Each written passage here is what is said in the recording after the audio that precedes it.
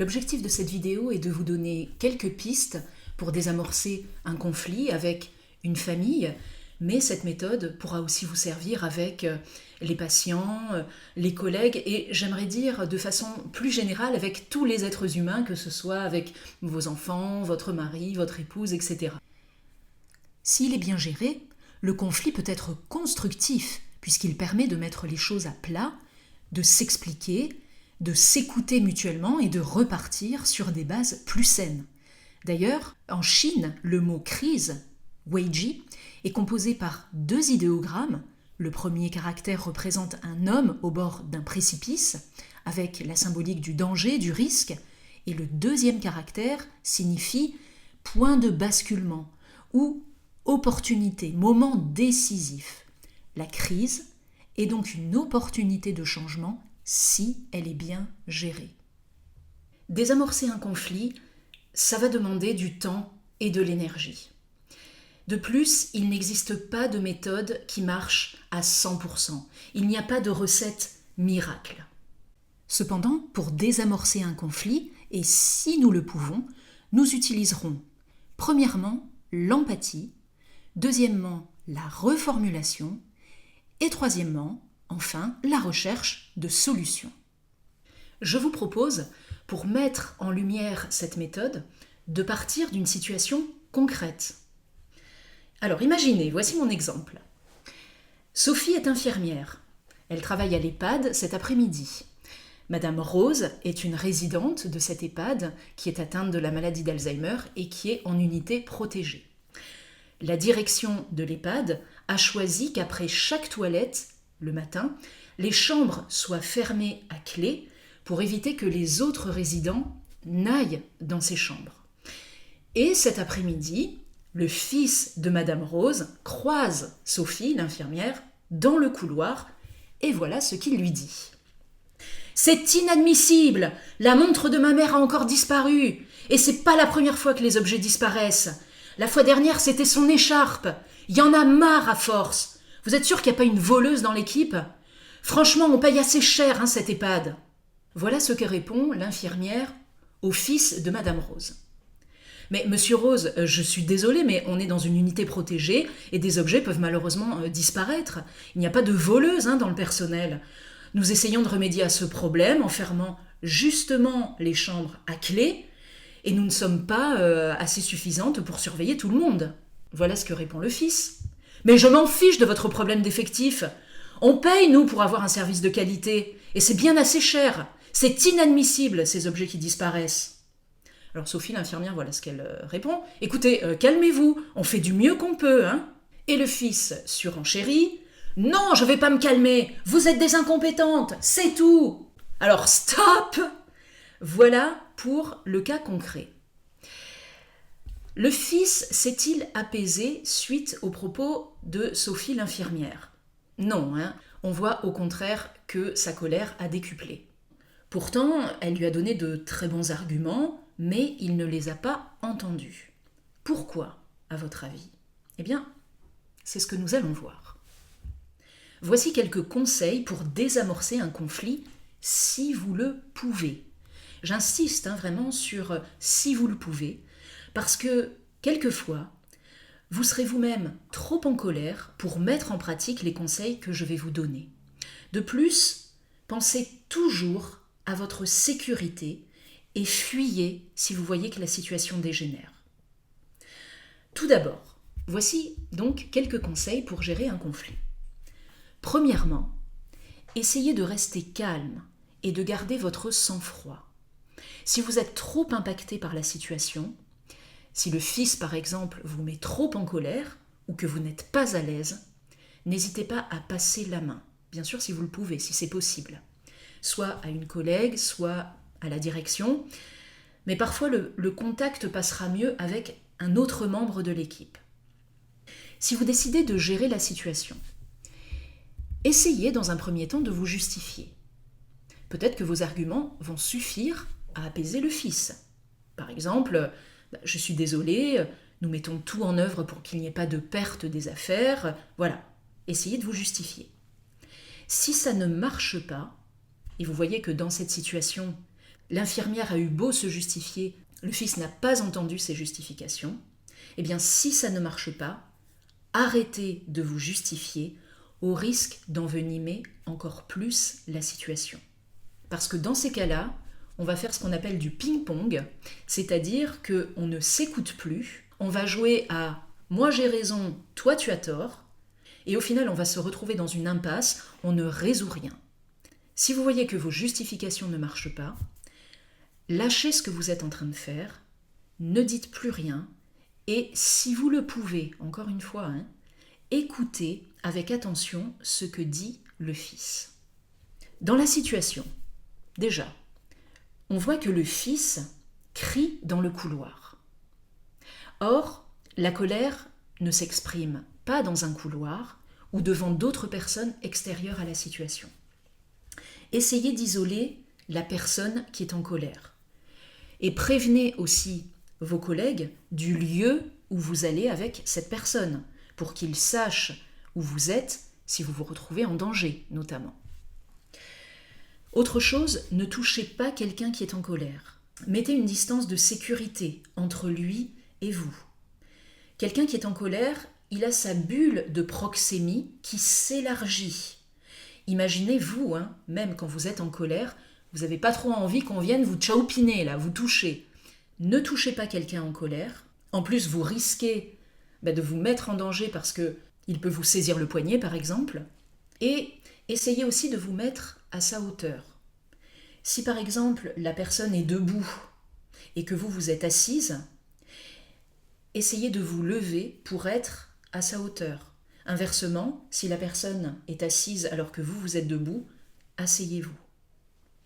Dans n'importe quelle méthode de gestion de conflit, vous retrouverez toujours ces deux piliers fondamentaux, à savoir l'empathie et la reformulation. Alors, comment ça marche et pourquoi ça marche ?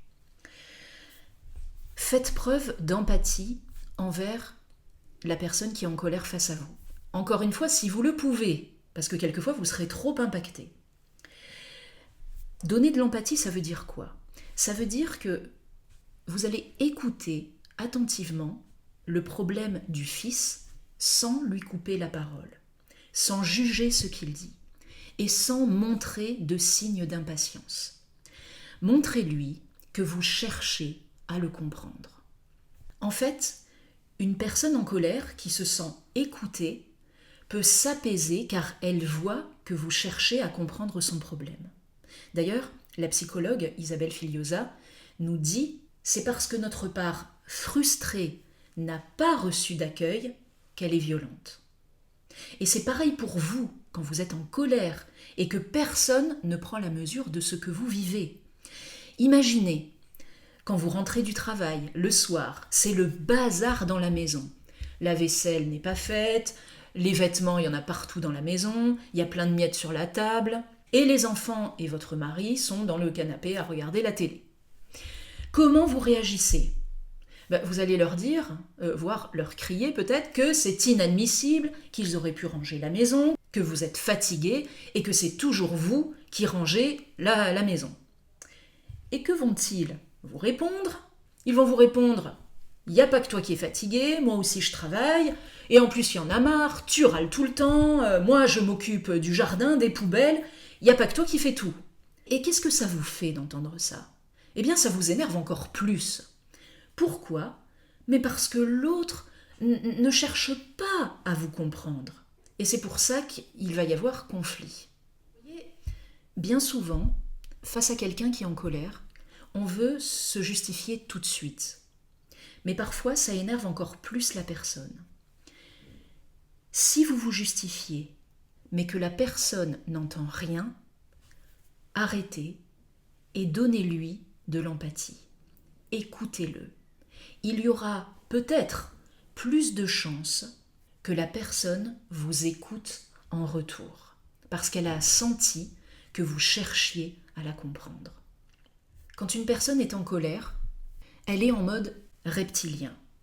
C'est-à-dire que physiologiquement, quand on est en colère, nos amygdales, qu'on a au niveau du cerveau, s'hyperactivent et vont perturber le bon fonctionnement de notre cortex préfrontal. Le cortex préfrontal, c'est cette partie du cerveau que nous avons derrière le front et qui nous permet d'élaborer des plans, de réfléchir et d'inhiber nos comportements inappropriés. C'est pour ça que vous-même, quand vous êtes en colère, vous pouvez dire ou faire des choses qui dépassent votre pensée. Parce que vous ne pouvez plus réfléchir, vous le sentez, quand on est très en colère, on a du mal à penser. Eh bien c'est normal, parce que nos amygdales vont perturber notre cortex préfrontal et on va basculer en mode reptilien. Et c'est le cerveau reptilien qu'on a à la base de la nuque qui va prendre le relais. Et le cerveau reptilien, c'est quoi ? C'est le cerveau de la survie. Et c'est pour ça que quelquefois, il sera important de ne pas réagir à chaud et de revenir sur la situation un petit peu plus tard, justement quand on aura retrouvé un petit peu notre cortex préfrontal. Et vous voyez que face à quelqu'un donc, qui est en colère, son cerveau reptilien donc, est activé et on aura beau lui donner les meilleures justifications du monde, il ne pourra pas les comprendre et les entendre parce que justement physiologiquement, dans la colère, on a du mal à réfléchir. C'est pour ça que si par exemple la personne arrive face à vous et qu'elle vous déverse un petit peu toute sa colère, encore une fois, si vous le pouvez, mais laissez-la parler sans l'interrompre et attendez qu'elle ait fini pour lui répondre. Parce que si vous essayez de lui répondre du tac au tac, ça ne marchera pas. Nous l'avons vu, face à quelqu'un qui est en colère, ça va être important, si on le peut, de l'écouter avec attention. Il sera aussi important d'être attentif à nos modes de communication. Dans la communication, nous avons 3 axes. La communication verbale, non verbale et paraverbale. La communication verbale, ce sont les mots que l'on emploie pour exprimer nos pensées, nos sentiments ou nos émotions. La communication non verbale, c'est le langage de notre corps, notre posture, nos gestes, les mimiques de notre visage. Et enfin, la communication paraverbale, c'est l'intonation de notre voix, le timbre de la voix, le volume et les silences. Face à quelqu'un qui est en colère, il sera donc important que l'on soit vigilant à ces 3 modes de communication, à savoir être attentif à notre communication verbale. Quand vous allez répondre à la personne, essayez d'utiliser des mots simples. Soyez aussi attentif au choix des mots que vous allez employer. Évitez ce qu'on appelle en communication non violente les coupes communication. Je vous en ai fait une liste dans cette diapositive. C'est des petits mots tels que les toujours et les jamais. Si vous dites à la personne qui est en colère face à vous, de toute façon avec vous c'est toujours pareil, vous comprenez jamais rien, vous voyez que les toujours et les jamais ferment la communication. Évitez aussi de dire par exemple au fils « calmez-vous » ou alors « ne vous mettez pas en colère pour ça ». Parce que là, il risque en fait de se mettre encore plus en colère. Pourquoi ? Parce que nous sommes en train de nier son émotion. Faites aussi attention à votre communication non verbale, c'est-à-dire l'attitude de votre corps, vos mimiques. Optez pour une attitude plutôt d'ouverture du corps, les mains ouvertes, en évidence. On évitera les mains sur les hanches ou les mains derrière le dos. Ne croisez pas les bras non plus. Ça fait un petit peu une attitude de fermeture. Évitez les signes aussi qui peuvent faire penser que vous êtes agacé, comme souffler, ou alors hausser les sourcils, donner de l'empathie et montrer une attitude d'ouverture. C'est ce qu'on appelle l'assertivité. Et c'est quoi l'assertivité ? Moi j'aime bien cette image, c'est ni hérisson, ni paillasson. Ça veut dire quoi ? Ça veut dire que dans l'assertivité, je suis à l'écoute des besoins de l'autre, mais je ne m'oublie pas, je suis aussi à l'écoute de mes propres besoins. Concrètement, qu'est-ce que ça veut dire? Ça veut dire que je ne vais pas attaquer l'autre, je ne vais pas faire le hérisson, mais je ne vais pas non plus me marcher dessus, je ne vais pas faire le paillasson. L'assertivité, c'est cette juste posture entre le fait que j'écoute les besoins, par exemple, du fils de Madame Rose, mais s'il va trop loin dans ses propos, je lui dis stop et j'exprime aussi mes limites dans une attitude respectueuse. C'est ça en fait l'assertivité. Une fois que vous avez écouté avec attention ce que le fils vous dit, vous allez reformuler ses propos. J'ai fait une vidéo sur la reformulation, je vous invite à aller la visionner. La reformulation, qu'est-ce que c'est? C'est redire avec nos propres mots ou en reprenant les mots de la personne ce qu'il vient de dire. Mais à quoi ça sert? Eh bien, ça sert à 3 choses essentielles. Premièrement, être sûr que nous avons bien compris son problème. Deuxièmement, ça va permettre à la personne de voir qu'on essaye de la comprendre. Et troisièmement, ça va lui permettre d'exprimer plus profondément sa pensée, parce que la reformulation, c'est sous forme de questions, et donc, ça va lui permettre de sortir un petit peu son émotion. Alors la reformulation, ce n'est pas répéter bêtement ce que dit l'autre, faire bêtement le perroquet. Ça n'aurait aucun sens, d'ailleurs, et ça risquerait de mettre encore plus en colère la personne. La reformulation, ça demande du tact, beaucoup de tact. Concrètement, dans la situation que je vous ai décrite avec le fils de Madame Rose, comment va-t-on faire pour reformuler ses propos? Déjà, quand il s'exprime face à vous, essayez de repérer les émotions et les besoins non satisfaits. Pourquoi va-t-on chercher les besoins de Monsieur Rose? Eh bien parce que, d'après le créateur de la communication non violente, Marshall Rosenberg, la violence est l'expression tragique de besoins non satisfaits. Ça veut dire quoi? Si nous ressentons des émotions, d'ailleurs quelles qu'elles soient, que ce soit de la joie, de la colère, de la honte, etc., c'est parce qu'à la racine, nous avons des besoins qui sont satisfaits ou pas satisfaits. Dans la colère, on est en colère parce qu'on a plutôt des besoins qui ne sont pas satisfaits. Donc, repérez les émotions et les besoins, parce que ça va vous permettre de les reformuler à Monsieur Rose. De quoi a-t-il besoin? Ici, je m'aide du tableau des besoins selon la communication non violente. Les besoins sont aussi en lien avec les 14 besoins de Virginia Anderson ou de la pyramide de Maslow. Je vous mets le tableau dans cette diapositive. Quels sont les besoins du fils? Il aurait peut-être besoin d'efficacité. Il aurait besoin donc qu'on retrouve la montre de sa maman, que nous soyons efficaces. Chose qui n'est pas le cas. Il aurait peut-être aussi besoin de confiance. Il est en colère parce qu'il n'a peut-être plus confiance dans l'équipe, puisque par 2 fois, des objets se sont perdus. Il aurait peut-être aussi besoin de comprendre la situation, comprendre pourquoi des objets disparaissent. Donc, gardez ces besoins en tête, déjà. On va voir comment les reformuler. Et quelles sont les émotions de Monsieur Rose? On peut supposer qu'il est en colère, qu'il est agacé. Tous ces éléments vont nous permettre de reformuler ce qu'il vient de dire. Et pour reformuler, moi j'aime bien utiliser cette formule en disant « je peux comprendre ». Alors qu'est-ce que ça donnerait? Voilà ce que je dirais pour reformuler les propos de Monsieur Rose.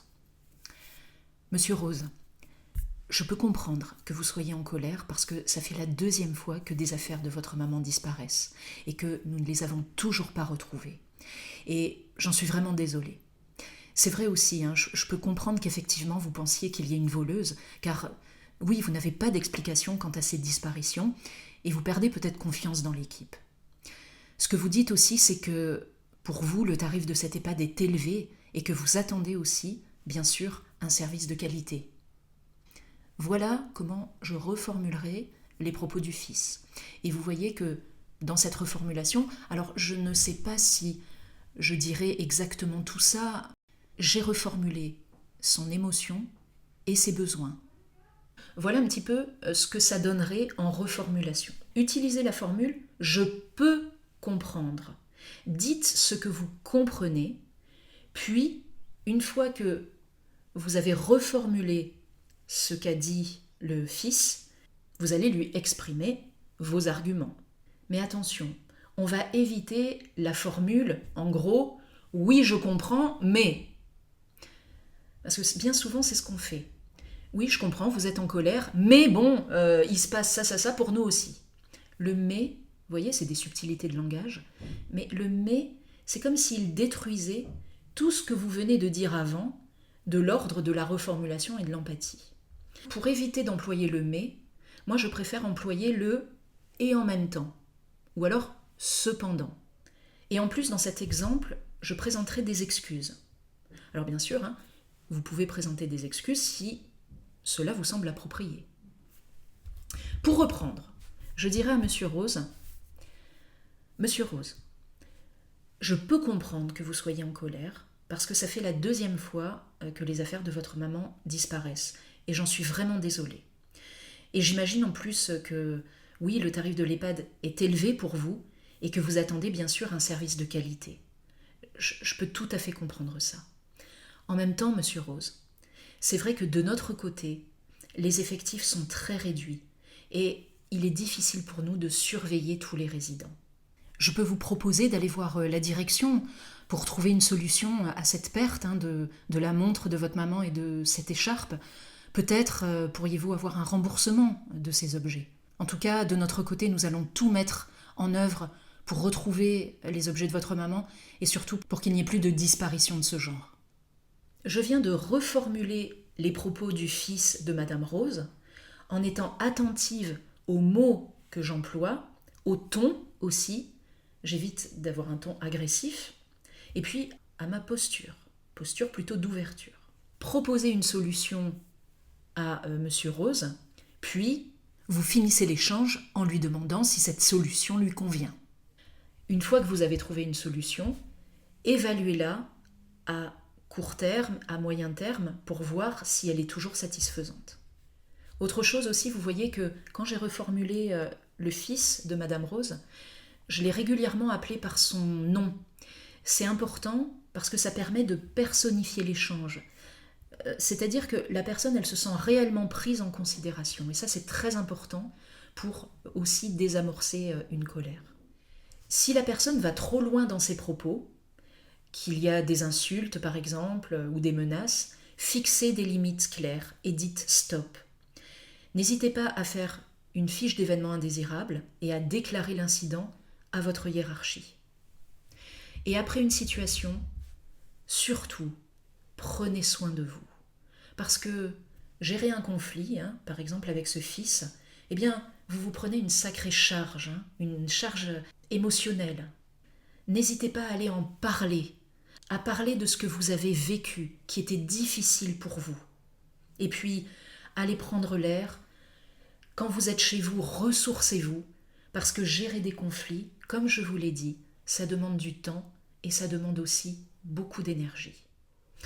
Pour résumer, la clé pour gérer une personne en colère, c'est de montrer à cette personne que vous cherchez à la comprendre, qu'elle se sente entendue, pour qu'elle se dise « Ah, enfin, il y a quelqu'un qui entend mon problème !»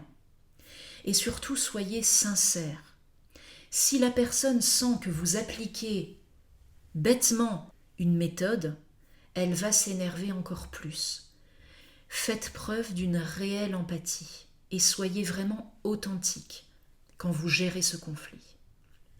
Donc pour résumer, ma méthode, c'est, dans un premier temps, je donne de l'empathie.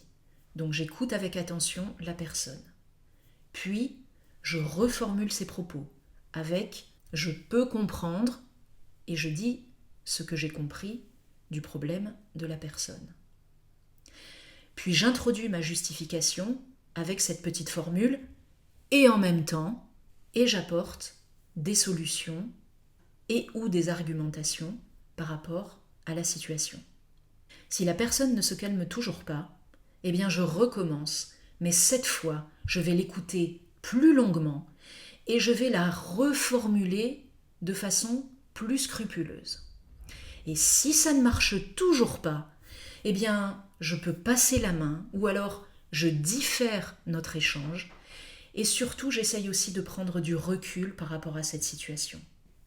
Parce que je suis consciente que je ne peux pas régler tous les problèmes, mais au moins, avec cette méthode, et si je suis authentique, j'aurais essayé du mieux que j'aurais pu et dans le respect de chacun d'apaiser ce conflit.